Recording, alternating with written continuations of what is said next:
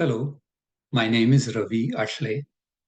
On behalf of Reaching I welcome you to a presentation by Dr. Bharat Vatwani, A Journey of Empathy and Benevolence.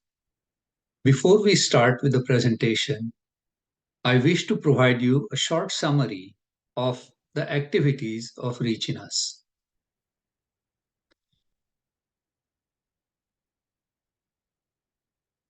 Reaching Us stands for Resources for Education and Community Health in India and the US. It's a 501(c)(3) certified nonprofit that was established in December 2017. Our team consists of my wife Chanda, myself, Sharuyu Tulpure, Raj Patil, and Ajit Gupte. Our approach is threefold. First one is to provide financial resources directly to institutions in India and the US that deliver services to disadvantaged populations. Second approach is to provide opportunities to the community for volunteering in a flexible and collaborative way. And finally, identify and support individuals and families that can benefit from a helping hand at a critical time in their lives. Since its establishment, we have raised $280,000 from over 200 owners. Our partner organizations in India are Maharogi Seva Samiti of the late Baba Amte and its projects at Anandvan and Hemalkasa, Surge, established by Doctors Abhay and Rani Bang, and Snehalaya, established by Dr. Girish Kulkarni. Our local partners in Washington metro area are New Hope Housing and Cornerstone, which operate homeless shelters and assist low-income households in many different ways. Second Story, which provides support for at-risk youth as well as teenage mothers. Northern Virginia Community College, through which we have been offering scholarships, most recently full nursing fellowships to single mothers. 2 have graduated and third one is enrolled in the nursing program.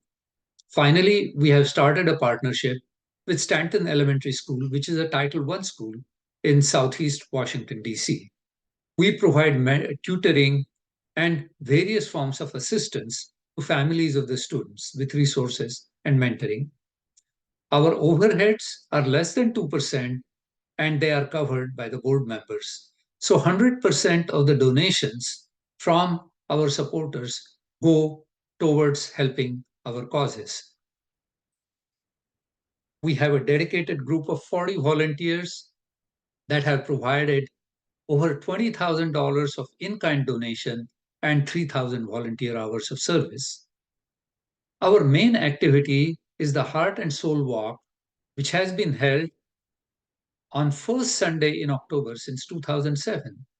It is not a fundraising activity. There are no registration fees. It is simply a get-together of like-minded people where we provide updates on the Reaching Us activity.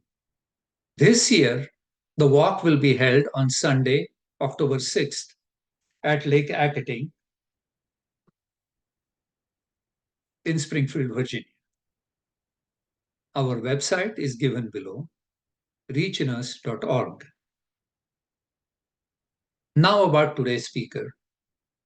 Dr. Bharat Vatwani is a well-known psychiatrist who has led the rescue of thousands of mentally ill street paupers in India by treating them and uniting them with their families. Dr. Vatwani is an inspiring speaker who brings his experience to life. For his noble work, he has received the Ramon Magsaysay Award, considered to be the Nobel Prize for Asia in 2018. A note, due to technical difficulties in recording, the first 10 minutes of the presentations was not recorded. Our sincere apologies. Here I present Dr. Vatwani.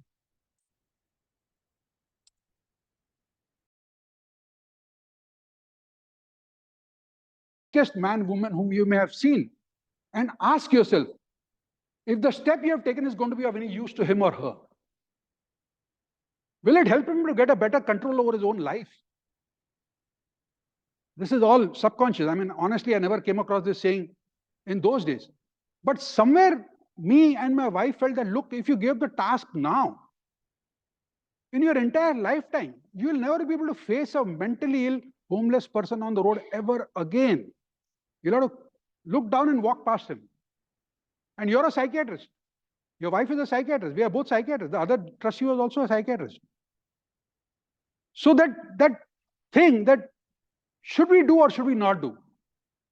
I mean, the whole world was letting go. We had written a letter to the Bombay Psychiatric Society. They didn't help out. We had written a letter here and there. Nobody helped out. Nobody was coming forward to support us. So the desire to knock it off and toto, finish the matter, was very, very, very high. But touch wood, God being kind and benevolent, it was a ratio of 50.001 versus 49.999. But we persisted. And once we persisted, we won the case. The High Court gave the rehab center the nod, stating that the mentally ill roadside destitute has as much entitled to medical help as any physically indisposed patient. That was a godsend. Having said that, I mean, the reason why I'm focusing on this is that there are a lot of youngsters whom you'll come across in today's day and age, in the US, outside US, who tend to give up very easily. Their intentions are very honorable and very noble right from day one. But somewhere along the line, that persistence and that perseverance is not there. You have to remember that at the end of the day, is the cause important or are the obstacles important? If the cause is important, hold on to that cause. It's a tough thing. I'm not saying it's easy. It's a very tough thing, but it is hold on, persevere. Having said that, then came things were going okay for 6 years. Not bad at all. So 1997 till 2004, things were going quite okay. We were handling regular patients, this, that, everything. Until one day, my social worker told me, let's go and meet Baba Amte. Now, honestly, I had not heard of Baba Amte. I knew that he existed. I had read about him, but I was not a die-hard follower of his. So I said, okay, let's go. We had booked tickets to go from Mumbai to Varda. Until the teacher who was teaching maths to my children happened to be a Maharashtrian female, Rashmi Surya, and she said, Asa kasa? Are tumi Baba Amte kade chalila, mala nahi ghoon jate? I said, you come. Now, out of respect for that teacher, I said, let's cancel the train ticket, let's go by car. I was good in driving, we went by car. We went to Anandwan, we were zapped. When 2,500 leprosy patients, it had a post office, it had a gram panchayat, it had an unbelievable thing by itself. But luck being what it is, Baba Amte was not there. And luck being what it is, I had a car in my possession. So I rang up my wife, I said, see, yeah, this is what has happened. I'm moving further. I'm going to Hemalkasa. She said, okay, carry on. We went to Hemalkasa. Around 100 kilometers before Hemalkasa, we came across a guy, both hands, both legs in chains, and schizophrenic. Now, the first instinct is, you're 1,000 kilometers away from home. You don't want to get into a mess. So I told my social worker, ask him whether he's ready to come. So he asked him. That fellow, the Maharashtrian, I'll not come. I said, chhod yaar, bala tal gayi, let's move forward. When we were going forward, the sun was just setting, it was becoming dark, and suddenly my conscience got the better of me. And I felt, my God, look at that whole Gadchiroli forest here. There's not a single soul in sight. Your car is the only bloody damn car here. So I thought, what will happen to this guy? And I did a U-turn. Being a psychiatrist, I was able to convince him to get into the car. He got ready. Now, he had been passing urine and motions in his clothes since God knows when, both hands, both legs were in chains. So I had a scissor with me. I cut off all his clothes. I had a blanket with me. I put it around him, lowered the windows. He was stinking badly, and I got him into the car. Now, those were not the days of the mobile. Baba Amte didn't know we were coming. Prakash Amte didn't know we were coming. I was absolutely tremulous. I was zoned out. But I felt, now we have got him into the car. Let's go. Let's start the ball mine. I went there, 8:30 in the night. Prakash Amte had just finished his OPD, and he was sitting, he was looking like half dead. So I told him, sir, don't mind, but this is what we are doing, and can you remove the chains? There started the story of compassion. Prakash Amte called for a hammer and this thing, chisel, and he started doing it himself. Forget this. So this is Prakash Amte and this is the patient. Finally, they called for a hacksaw. And with the hacksaw, they started doing it. Oh boy. And he did it personally. He realized that it was such a delicate thing that if he doesn't do it personally, the guy could get injured because you could hit him at some other place. And finally, the chains were out. In the meantime, being a medical person, there was a kid who was maybe 500 grams. I mean, I thought the moment I saw the kid brought by a tribal lady, I felt 110% the child will die. So he muttered something, Prakash. The mother went away, the child went away. Anyway, then what happened was that I went to sleep. This guy, patient, also went to sleep. And I got up at 4:30 in the morning. At 4:30 in the morning, in those days, the guest house was just above the veranda. I came down and I found Baba Amte was awake. And he was crying. I said, what happened? He said, nahi, sampur ratra mein zople na hai. I said, what happened? He said, whole night I could not sleep thinking as to how could society do this, as to put a man in chains and leave him to fend for himself. And he was emotionally wrought. He was in tears himself. He actually put the chains on his hands and legs and attempted to walk. He said, it is so difficult to walk 10 steps. How come that guy was walking? And he said, Bharat, you have done good. So I felt, I just visited Anandvan on the previous day. I felt, my God, look at this guy. In those days when I visited, there was such a big room full of only the awards. I lost track. There were ledgers and ledgers of awards. Here's a guy who has actually bathed, cleaned 2,500 leprosy patients. He had received the Padma Shri, he had received the Padma Vibhushan, he had received the Gandhi Peace Prize, he had received the Templeton Peace Prize. Whatever. Unbelievable. And still, he had that compassion. He had that empathy for a man who was down and out. So all awards on one side. The whole world on one side. His compassion for that man who was on the road was to be seen, to be believed. I felt in the earlier 2-3 years, I had been going to Shirdi on my birthday. I felt I had met God. I felt this is life. This is what it should be. The awards can be damned. I could make out he get 2 hoots for the award, but he felt that guy was helped. That was a big thing for him. And he understood that there is some seed in this guy which is worth nurturing, which I myself had never thought I had it. So while going, he told me, look, boss, what you're doing is good, but it is very small, very small. What are you doing? Let's think bigger. Now, honestly, I was born in Calcutta. I had lived my whole life in Bombay. I had never stepped into a village, barring the trekking and whatever. So the moment he said, you have to step outside, I said, okay, let's step outside. Then I started hunting for the plot. And hunting, I came across the plot in Karjat. Now, that took a long time. In the meantime, this guy would ring me up every 15 days and said, Bharat, where has the project reached?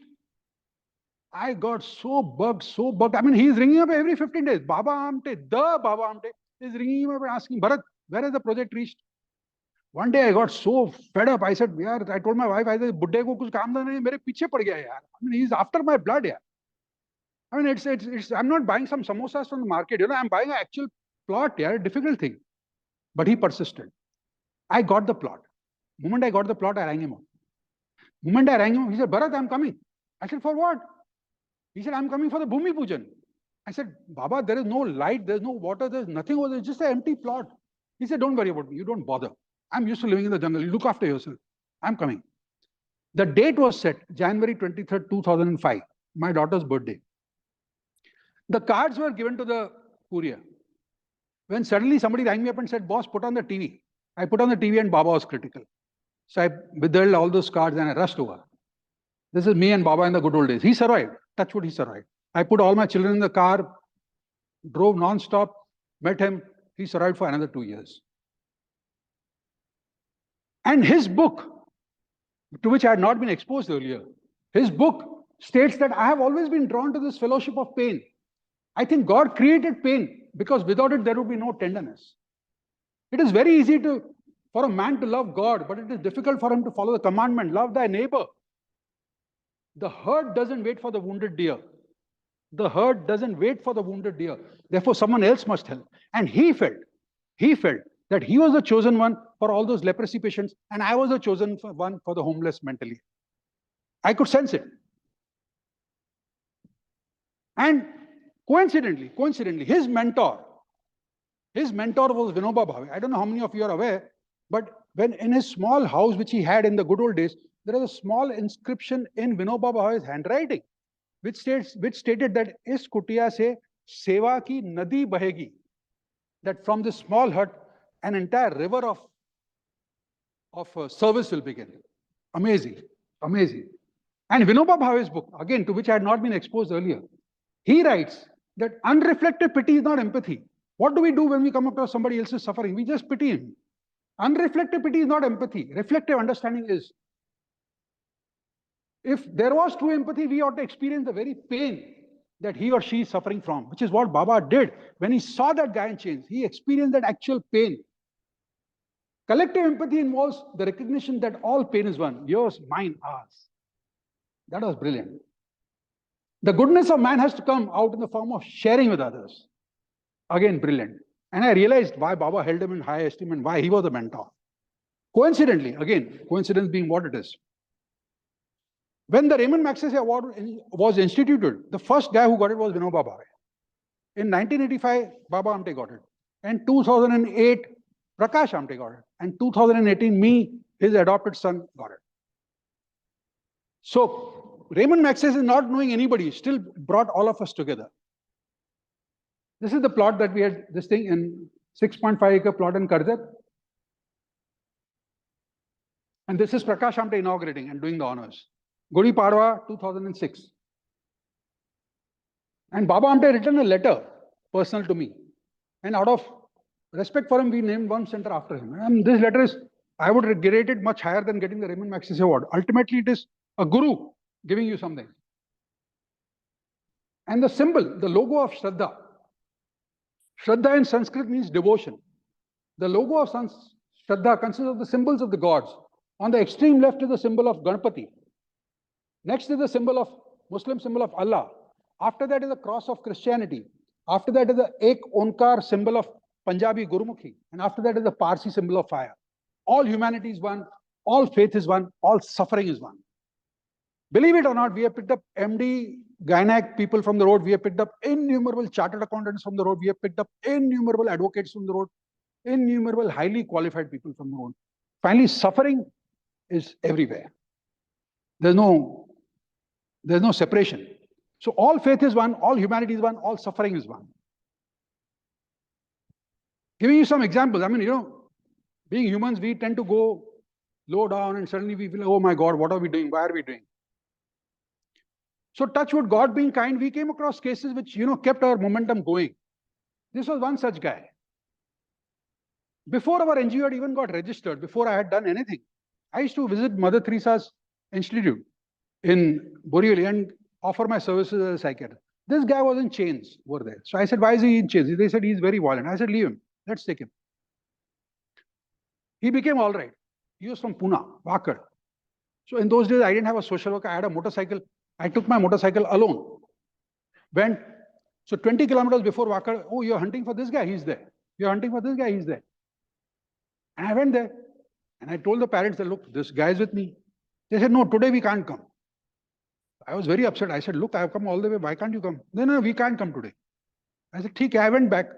The reason why they didn't want to come was because they wanted to honor me in the traditional way. And they came on the next day with that thali and that tart and that coconut and that garland and that shawl and everything. This is the father, this is the grandfather. And the mother sent me a Rakhi for the next 5-7 years. This guy became a big shot. He's still a big shot. He's a builder in Pune. When I got the Raymond Magsaysay Award, the journalist asked me, can you get me a live guy to talk to? I said, yeah, I can. I'll try. I rang him up. This guy came all the way down from Pune to Mumbai to get the interview. Single purpose. He donated an ambulance to Shraddha. He donated an ambulance to Missionaries of Charity. And he is helping in a very big way to the Missionaries of Charity in Pune. This female which you see on the left side, sitting, is the mother of an orthopedic surgeon. On the extreme right is the orthopedic surgeon. In Surat, huge outcry, innumerable people got together. This guy, I only had picked him up at 10:30 in the night. I was coming back from Karjat, and one of my friends told me, somebody's on the road, yeah. Can you help out? So I was very exhausted. I went there, told him, will you come in? He agreed. I didn't even bother to look at him clearly. I was so fagged out. When I came to our center, I realized, oh my God, this guy is a foreigner. Then he started speaking, and you realize, oh my God, he's speaking Arabic. So then my wife came up with all the names of all the countries where Arabic is spoken. When we mentioned Iran, his eyes lit up. Then we started communicating with him over a period of time, and he started giving us names of his wife, children, this, that. Finally, we reached the Consul General of Iran, explained him the whole thing. With his fingerprint base, they could trace out his parents. The parents said, I cannot come, I'm too poor. They arranged for everything, gave us a passport, and we reunited him. Now, as a lay person or as an outsider, you may feel, oh my God, what am I doing with a foreigner? What will the law say? What will this say? My point is, when the emotions are honorable, everything works. The Consul General was thrilled. He's given a brilliant letter in support. You see this was in COVID times. This is taken at Guwahati station, wherein the relatives, you see that thing which is on the neck, that is known as, in Assam it is known as gumcha, which is given out of respect for someone. So the relatives have come from the interiors of Assam, come till Guwahati station, taken their patient back and given our social workers that gumcha. This, I don't know how many of you are familiar with the Bihar, this of Chhath Puja. It is more prestigious than Diwali. On that auspicious day of Chhath Puja, our social worker went there, and the parent was just coming back after doing the prayers on the pond, coming back, and we handed over this patient. And this patient was declared dead in 2008. This is the death certificate. His photo is there with the garland, and you bring the patient back. Oh boy, unbelievable. I mean, they rang me up and they thanked me. They rang up the journalist, they gave an interview, everything. These are the instances which take you forward. This is in Nepal. We have reunited 121 patients in Nepal over the years. And this is me receiving the Raymond Magsaysay Award. I mean, once you get an award, you tend to get a lot of publicity, which is good. I mean, if you ask me honestly, I didn't feel I deserved the award. The statistics say that there were 1 million people who were homeless and mentally ill. 1,000 people.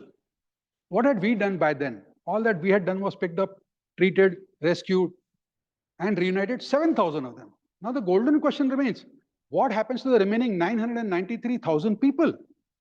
Homeless and mentally ill. Even today, what have we achieved? All that we achieved is, from that 7,000, it become 10,000. The bottom line is that there is so much of suffering around you that it is unquantifiable. It is unquantifiable.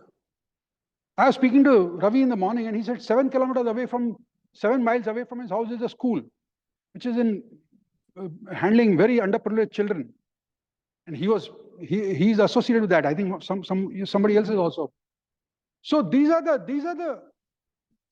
issues which are rampant. The bulk of society is in a bad shape. 363 million people in India are below the poverty line. And what is the poverty line? The poverty line in rural India is 32 rupees a day. So we spend 960 rupees in a day on a meal, and we have already crossed that 1 month of their poverty. And 363 million, 27% of the population of India is below that poverty. Such is life. Unfortunately, we don't look at it and we don't think of it in that fashion. And we are blind to that whole thing. We take it for granted that our success is our success. What great good have we done sitting in this hall that we are here? And why is that man who is born in a tribal area there? That is luck.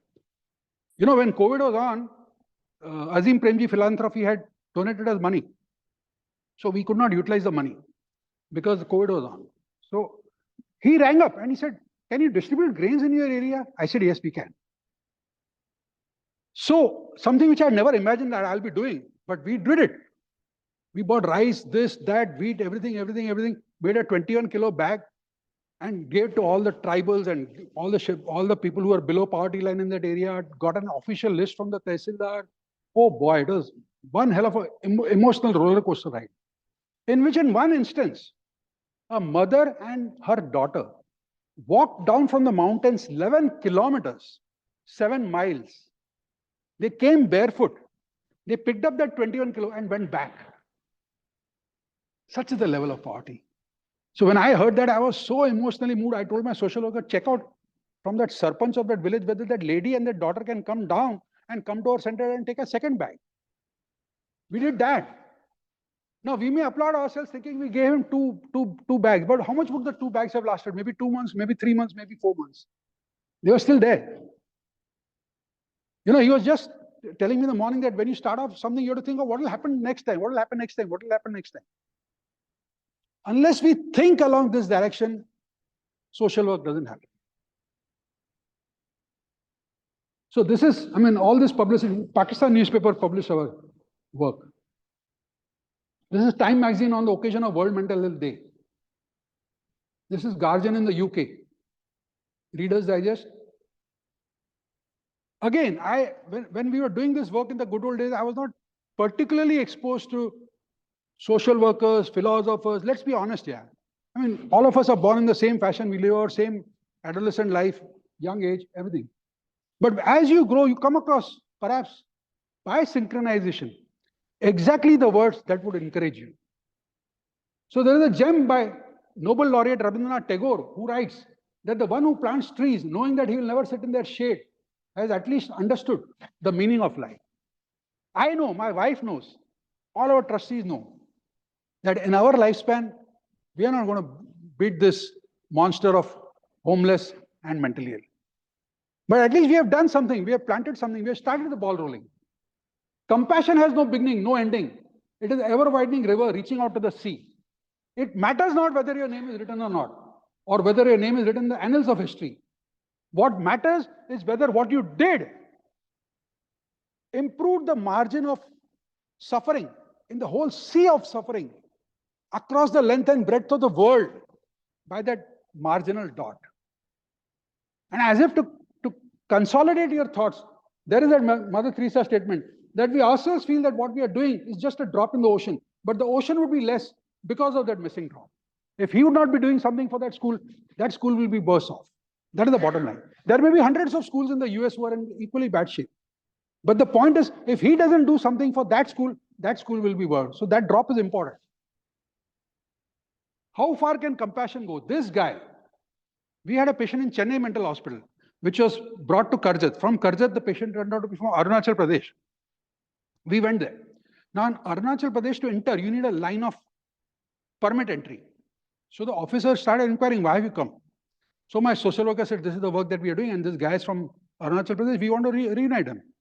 So he said, okay, don't bother about the permit, go. But he said that, look, I'm in my chair, and I have picked up somebody just recently, maybe a few months ago, who is in the jail, who was picked up on the grounds that he was perhaps a child molester or a child kidnapper or whatever. But I feel that 110% he's having mental illness. This is what the police guy said. And he requested our staff that, can you take him? Mobile connection in Arunachal Pradesh is zero. My social worker agreed on the spot. This is the patient reunited, the first one, the one from Chennai Mental Hospital. This is the guy picked up by the police in Arunachal Pradesh. This is the police officer handing over the patient to our social workers. And the same patient was brought to Karjat. And from Karjat, he improved. And he was reunited in Jharkhand with his family. So that, and believe it or not, that police fellow said, if you don't take him now, I don't know when I'll get transferred. It's a government job. And if I get transferred, God knows whether the next police person will ever have compassion for this guy or not. Do it now. He requested us to do it. That is the beauty of the whole thing. So when somebody says, what is the cornerstone of great social work? I believe that the cornerstone of great social work is two souls unknown to each other collide in their passages across time. He doesn't know the children. He was describing an event of Mae Mitchell. What is the name of Mitchell, female, you said in the morning? One who, you said you looked up to that female a lot. You mean? Pam Mitchell, yeah. And that school, he was going over there. She's there? Oh yeah, hi. I heard a lot about you. So, he was talking about a school wherein you are looking after people, wherein you are meeting youngsters, wherein you are doing, you don't know the kid at all.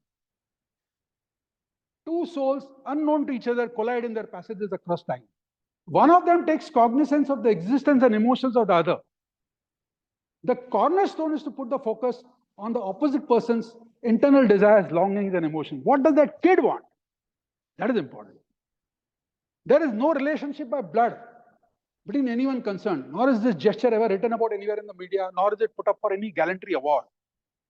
It is reaching out, emotions to emotions, soul to soul, bonding at its ethereal best. So you don't know the kid, you don't know anybody, but you reached out and somehow you connected. And that is a feeling which is irreplicable, according to me. Giving another example of how far unknown people can. This lady with the file was picked up by the wife of the Chief Minister of Himachal Pradesh when she had gone for a visit to her own district.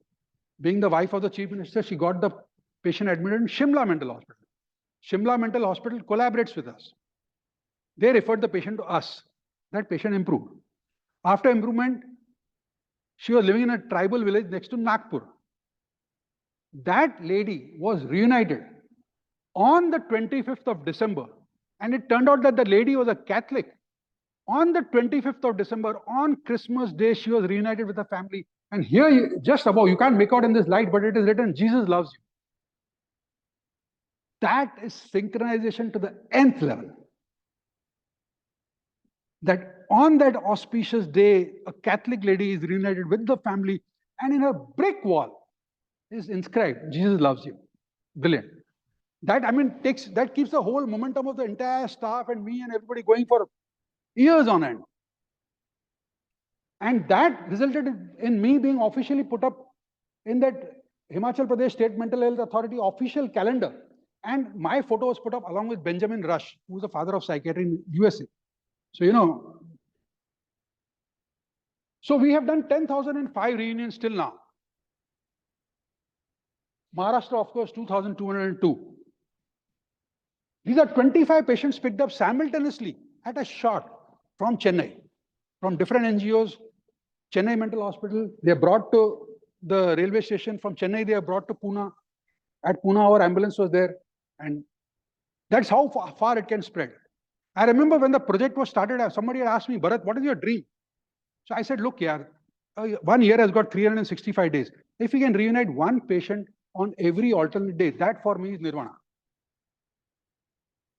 That was then, when the Karjat project started. In the year just before COVID and in the year just after COVID, we have reunited 1,000 plus destitutes in the calendar. So you don't know how far that seed of goodness which is there within you can reach. Again, this is an outshoot. I had never in my lifetime thought that I'll ever pick up a female with a child. But you come across a female with a child on the road. Oh boy. Such a traumatic thing to encounter. Now, we brought up, somebody said that this mother is with the child. Initially, I felt, no, she must be a worker, labor woman, she must be with the child. It was not that. She was mentally ill.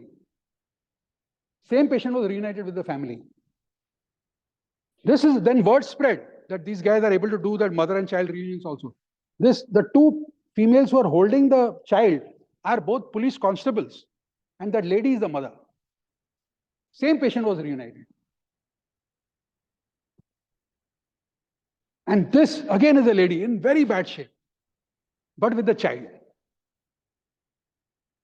Again, the patient was. So we have done 14 cases like this of mother and child. Now the point is, many of my colleagues felt that, why are you doing all this? Suppose the child expires. You're not a pediatrician in the first place. What are you doing? That's not the point. The point is, what wrong had that mother done to be on the roads with that child? And what wrong had that child done to be on the roads with that mentally ill mother? That is the point. Look at life not from the point of view of the doer. Look at the life from the point of view of the sufferer. Where have we reached? These are brilliant words which I came across. Baba Sahib Ambedkar is a beyond competition. Men are born unequal, he writes in his book, The Buddha and his Dhamma. Men are born unequal. Some are robust, some are weaklings. Some have more capacity, more intelligence, others have less. Some are well-to-do, others are poor. All have to enter into what is called the struggle for existence. All have to enter into what is called the struggle for existence. And if in this struggle for existence, inequality be recognized as the rule of the game, if in this struggle for existence, inequality be recognized as the rule of the game, the weakest will always go to the wall. The weakest will always go to the wall. Should this rule of inequality be allowed to be the rule of life? What a brilliant question. Some answer in the affirmative, claiming that it results in the survival of the fittest. The question, however, is the fittest the best from the point of view of society? No one can give a positive answer. Now the question is this, that if in a civilized society, which is what we are living in, if we continue with this rule of equality, where is justice, where is equality, where is compassion, where is brotherhood, where is fraternity, where is love?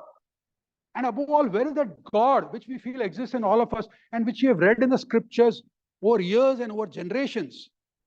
Be it the Mahabharata, be it the Bible, be it the Quran, be it whatever, be it the Guru Granth. You have kept on reading about these things. Where is that God if we continue to allow this rule of inequality to be the rule of all? So therein lies the emotional hub and genesis of true socialism.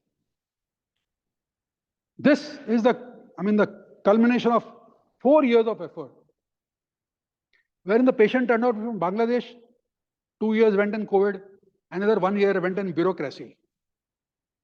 So current situation being what it is, the police said, why are you picking him up? Leave him back on the road. Oh, he must be a terrorist. Convincing, multiple talks, multiple letters to and fro, this, that. Finally, our social worker, our psychiatrist, Dr. Swarali Kondvilkar, has crossed the border. This is across in Bangladesh, crossed the border and reunited the person, along with a social worker called Nitish Sharma, who is from Murshidabad in West Bengal. And this meeting, which you see, is despite the fact that the parents were in video touch with that patient for 1 year before. Unbelievable response. It became viral in the whole of Bangladesh. And the moment she entered the village of that patient, word spread that a psychiatrist has come from India. And she held an outpatient list of 60 patients. It went on till 12:30 in the night. She saw 60 patients. At the end of the day, all humanity is one, all faith is one, all suffering is one. And if you can do something, that touches you. The English newspapers and the Maharashtra newspapers went ballistic, there are at least coverage of 25 newspapers on this whole event. And to top it all, that Dr. Swarali Kondvilkar, who was earlier told, leave the patient, he might be a terrorist, this, that, was felicitated by the same police. And this is on the official Instagram of that thing, wherein her photo was picked up and she was declared as Woman of the Year. That is how far you have to go to see to that goodness, friends. Again, on a philosophical note, many learned wise men of society propound that it is considered enough if there is only peace of mind, whatever the circumstances may be, which is the current generational norm, that you do your yoga, you do your pranayama, you do this, you do that, and you're at peace with yourself. Let the world take care of himself. But Vinoba Bhave has asked, quote unquote, but the golden question is this: how can there be peace of mind when the world abounds with so much suffering? A socio-economic equality has to exist in which the emphasis is as much on the pain of one section of society as on the pain of an entire society. Liberation of a single soul cannot happen. Liberation of a single soul cannot happen by leaving the pain of all the lesser men behind. This is the ultimate philosophy. I was in tears when I read this. Now comes the point which I don't know how many younger generation are listening to this, as to how far can we go. He can help out one school. She could help out some few children, whatever. You have to realize that the laying down of one life is inadequate for a cause. Martin Luther King Jr. has written in his iconic speech of 1963, I have a dream, in which he proclaimed that we hold these truths as self-evident that all men are created equal. But the truth is that 60 years down the line, racial discrimination which he was fighting for has still not been totally known. Rabindranath Tagore wrote that into that heaven of freedom, my father led my country away. 111 years down the line, His country is not yet anywhere close to that spirit of freedom. Change is a slow process. So you may feel, all of you may feel, that you have deep-rooted emotions. You have a passionate intrinsic desire for change. You have a strong this against social disparity and social injustice. But the wheels of the gods move slowly, very slowly. That is the truth. And as if to remind us that, look, what we are doing is nothing. The moment I got the Raymond Magsaysay Award, I got a letter from this boy. And he wrote that my father was having mental illness and he's missing. And this is the last photo that I have of him. I am 23 or 25 years old now. Can you help us in finding our father? That was 2018. This is 2024. Still, I have not found him. So you have miles to go, promises to dream. And it goes on. It just goes on. The point is that are we doing social work because we hope to be successful? No. Are we doing social work because our name will be put up on a placard and put up somewhere? There are hundreds, thousands, lakhs of people who must have done as much good as what we have done, or maybe even more, but their names are not registered anywhere. Such is life. I mean, since quite a few of Maharashtrians, I would give the famous example of Savitribai Phule. She, along with Jyotiba Phule, started the first school for the women. When she was going to the school, people would throw cow dung on her. Her husband, Jyotiba, said that, look, you might as well take another change of clothes, but go to the school. This continued until finally Jyotiba's parents got bugged with the whole thing and they threw Jyotiba and Savitribai out of the house. They went to stay with one lady called, one gentleman called Usman Sheikh and Fatima Sheikh. Fatima Sheikh and Savitribai Phule started 18 schools exclusively for female education in the year 1848 to 1852. Now, 165 years later, Pune University was renamed as Savitribai Phule Pune University. The golden question is this: did she know that it would be named after her? No. She couldn't care two hoots. The point is, she felt that people were underprivileged, people were not being treated, and females deserved that thing, and she did it. And today, quite a few of us are educated only because of that. Quite a few females in India are educated because of her efforts. Perhaps the females don't even know that they received that education because of Savitribai Phule's efforts. Such is life. So you continue on your chosen path with a half-hoisted flag of truth on your shoulders, knowing that that is the unwritten rule of your whole life, of your whole destiny. 20 years from now, 30 years from now, I'll be forgotten, Ravi will be forgotten, there's Reach in US might be forgotten. But the bottom line is, did we do something? Did we do something that was close to our heart, that was close to our conscience, that touched us and touched somebody else?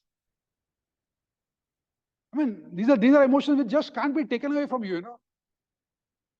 I had a guy, I mean, when I received this award, Indian Psychiatric Society, Indian Psychiatric Association, the president of at that time was one Dr. Ajit Bide. He's from Bangalore.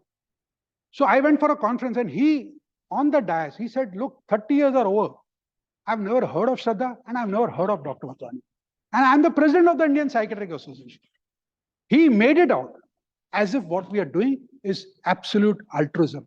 But the truth was that it was not absolute altruism. There was a certain joy in what we are doing which exceeded everything else. I couldn't give two hoots if the Indian Psychiatric Society knew about me. I couldn't give two hoots whether I got the Raymond Magsaysay Award or not. We were so overjoyed with what we are doing that it needed to be done. It had to be done. To end, you know, I mean, we had a patient from Bihar. He improved and our social worker took him to Bihar. Now, it so happened that that boy was a single child of his parents. His mother went into depression. She stopped eating, gradually became weaker. And on the day our social worker reached with that boy, 4 hours before that, the mother expired. Then, I mean, everybody felt, my God, if you had just come 4 hours earlier, maybe the mother would have saved. Then they said that no, being a Hindu, if the son lights the funeral pyre of the mother, then the soul of that mother will go into heaven. They said is as per Hindu scriptures. And they made that son light the funeral pyre of his mother. And this guy who was the social worker was a Muslim fellow. He didn't know all these questions, but when he rang me up from there, he said, Gazab ho gaya. I said, what happened? He was crying on the phone. He was crying on the phone. And when he told me this whole thing that this is what happened, I too was in tears. Such is life. I mean, you can't take that moment away. Awards come, awards go. You can't take that moment away when Baba Amte was actually in tears for that guy who was on the chair. You can't take that moment away. And that moment is what defines you. That moment is what defines you. And everything else remains on the side. So we have been going on having these cases again and again and again, you know. And it keeps you motivated. You feel that what you have done is good. Maybe you're remembered, maybe you're not remembered. Maybe Shraddha will not survive after my death. I don't know. We don't know how far Reach in US will go. Reach in us will go. But such is life. The point is, we have to do this. If we don't do it, nobody else will ever do it. So let's continue doing what we are doing. Let's continue with our common good. I mean, one of the brilliant things which I read was that walk event in first week of October. No fundraising. The question is not whether you guys donate anything to Shraddha. That's not the point. The point is whether the quantum of social work done by Reach in Us increased by even that marginal bit because of what I've spoken today. If what I've spoken today has increased the work of social work of Reach in Us by even that marginal component, I'll be thrilled. And I believe it will be a lecture which was successful. Thank you.